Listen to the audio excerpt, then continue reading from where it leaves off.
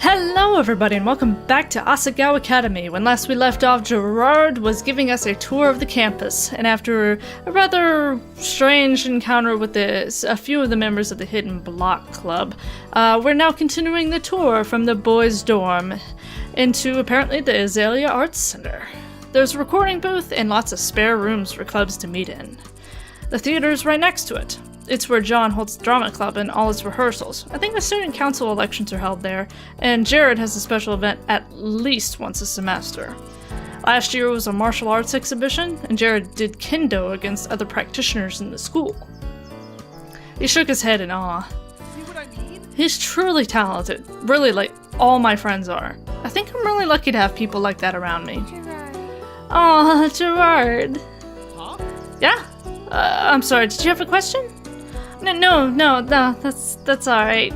I'm just over here fawning over you. Oh my god, you're so cute. Great! Over there you can see Higginbana peeking out in the distance. There's a field separating us, and people like to eat there. Jirard seemed a cheerful, grateful, down-to-earth kind of person.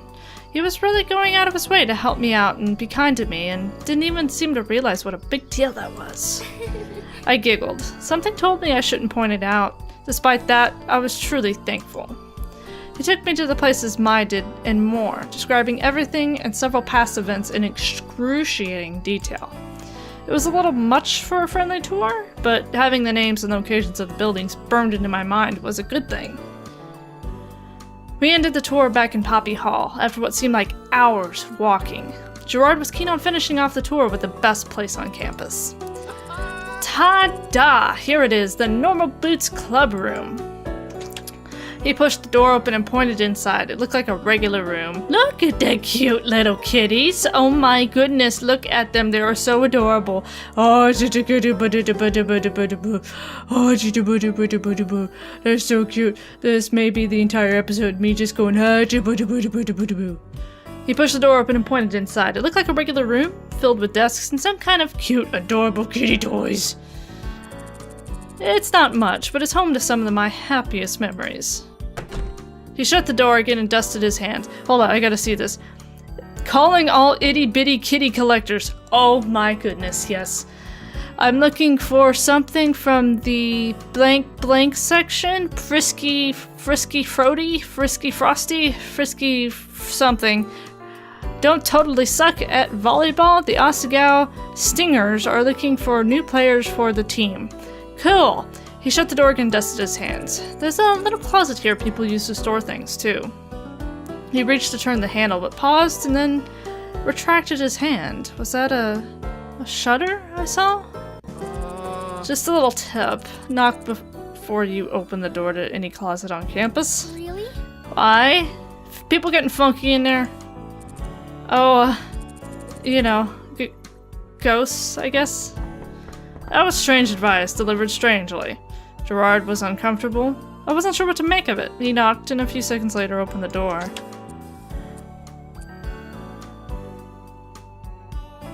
I could see why you wanted to knock now. Okay.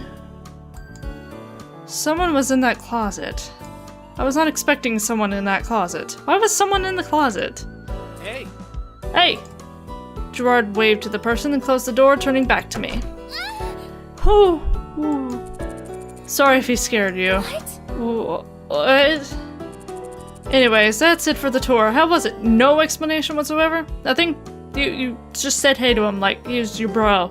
Nothing? He beamed. I hesitated, but seeing his eye twitch slightly, thought better than to bring it back up. It was awesome. Thank you so much. I learned a lot about the school and about you and your friends. It really made me feel included. No problem, not at all. I like helping out. I wish I had someone to show me around when I first got here. Huh. You have no idea how long it took me to find all the secret tunnels and make a complete map of campus. Secret tunnels? Oh, absolutely. Yeah. Oh man, I've got to show you. Jirard glanced at the clock hanging in the wall and winced. Ah, darn. I gotta get going. I have homework to do. But if you ever need more help, I'm here for you. Dude! Secret tunnels! He got out a notebook and scribbled something down. Then he ripped it out and gave it to me. Here.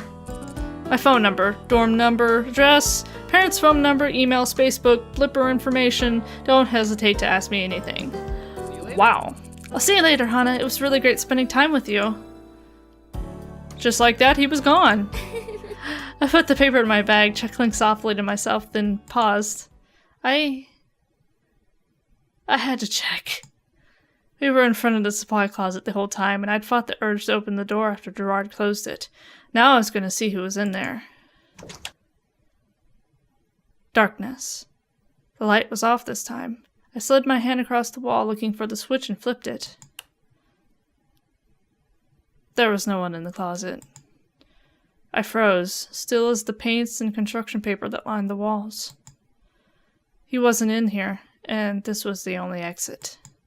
Is this turning into a horror game and I didn't know it? I closed the door, blinked hard, and walked straight back to my dorm room. Forget about it. Just forget about it. Ignoring that last incident, Jirard surely went out of his way to show me he was thinking about me. In fact, I got the impression he was this way for everyone, maybe even everything.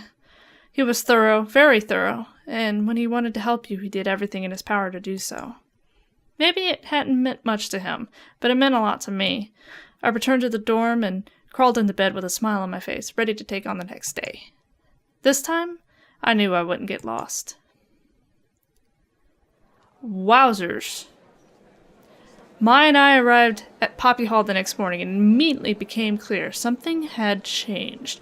Asagao fashion show, starring pro Jirard for one. Dude. Posters drenched in nausea-inducing neon colors were plastered on the lockers.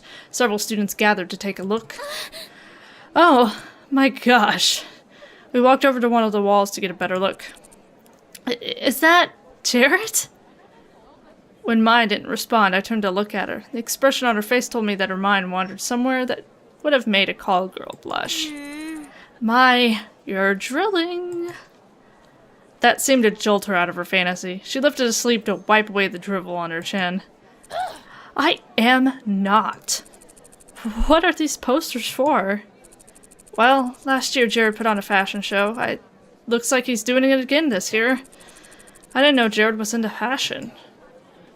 Mai shrugged. He's not.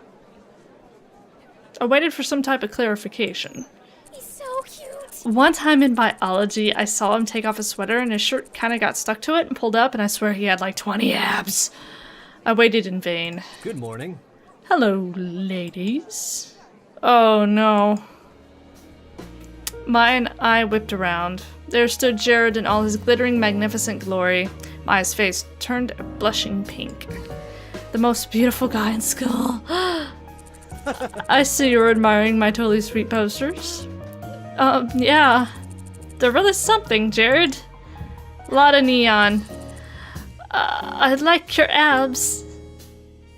With a sudden, soul-crushing realization of what she said, her expression twisted into a mixture of horror and disgust. Jirard was unfazed. Hana. Thanks. But, Hana, it was actually you I wanted to speak to. Why would he want to talk to me? Oh, yeah, okay. What's up? Jirard looked expectantly at Mai. She didn't move. Realizing she was in trouble, I nudged her with my elbow as subtly as I could. Hey. Mai, would you go get me a soda? I'm really thirsty. Without a word, Mai scuttled away. Jirard turned back to me, a cool glint in his eye. He seemed used to the effect he had on women. I wanted to talk to you about the fashion show, actually. You're new here and all, so you probably don't know, but every year I like to put on a little fashion show to showcase my modeling skills. What? Wow. Wait, what? You know, just to make sure people don't forget what I'm capable of. He reached into his pocket, pulled out a stack of glossy photos, and thrust them into my hands. I stared down at him in awe.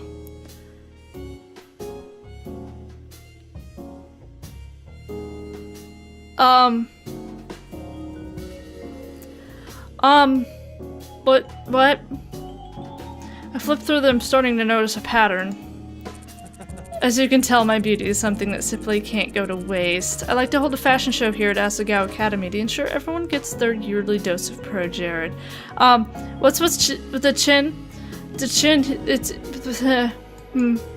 I flipped to the last photo. Heat shot up my neck and into my ears. Surely this was some kind of joke. I shoved the stack of photos back at him, wiping my sweaty palms against my skirt.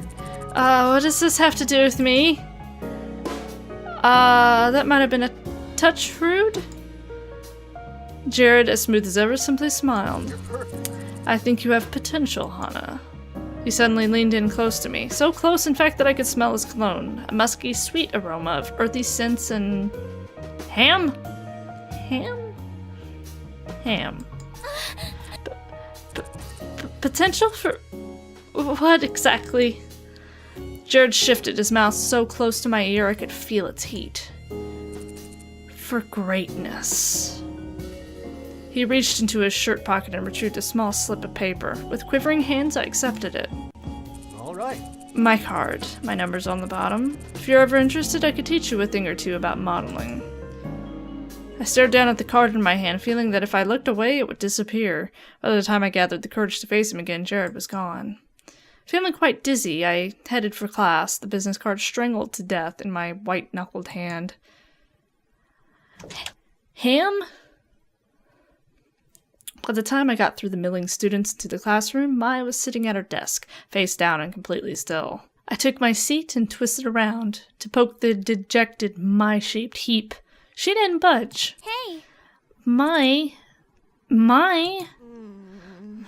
Ugh, I heard a muffled groan of despair. I can't believe this. I'm such a social disaster. No, you're not. I tried to sound comforting, but I was never good at this sort of thing.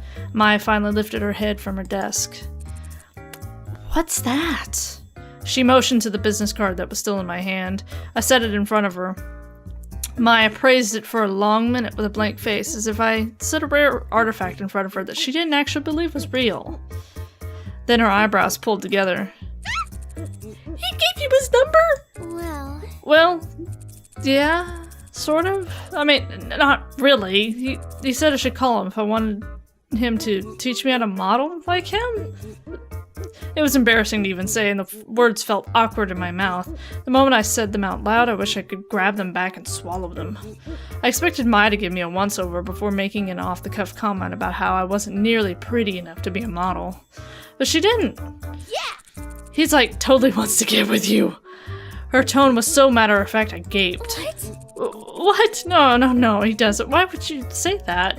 Bingo. Okay, Hana, I've taken enough sex ed classes to know when a guy fully wants you, and Jirard, like, fully wants you. Okay, I never really took sex ed classes. I was homeschooled majority of my education, but I don't remember learning things like that was part of the curriculum, like flirting and stuff. Yeah, I don't remember that being in any curriculum that I've ever heard of, so correct me if I'm wrong. That would be kind of an interesting course to take, though. I don't need it now, but, you know, back then, if that's what that included, I thought it just had to do with bananas and shit. Mortified, I snatched the business card back off her desk and shoved it into my jacket pocket, turning away. My cheeks felt like they were on fire. By now the classroom was filled with students. They chattered amongst themselves, but the whole white noise of the conversation wasn't loud enough to drown Maya out. Out of the corner of my eye I could see John and PBG seated in their desks at the back of the classroom. I'm talking serious, grabby hands in the back of his dad's Camaro here. You're gonna make babies with Pro Jirard, Hana. Little, glittering, Jirard babies. No, I'm not. You're totally crazy. I don't know what you're talking about. Miss Shizuka, like some kind of angel, cleared her throat at the front of the class. I exhaled gratefully and sunk down in my seat. When class finally ended, Maya and I headed for the cafeteria, the incident forgotten in her hurried attempt to explain Miss Shizuka's scandalous last relationship. What a jerk! But we're gonna have to figure out what she's talking about next time on the series. Hope you guys are enjoying it. This is heading in a slightly different direction than I thought. I would have thought she would have been pissed off because Jirard made some sort of allusions that maybe possibly he liked me. I didn't take it that way. But yeah, you know, I don't know. I don't know what to think about that Jirard character yet. So, anyway, hope you guys liked the game so far. Like, comment, subscribe. Let me know what you think of the game. And as always, I'm TC Robson. Stay obsessed.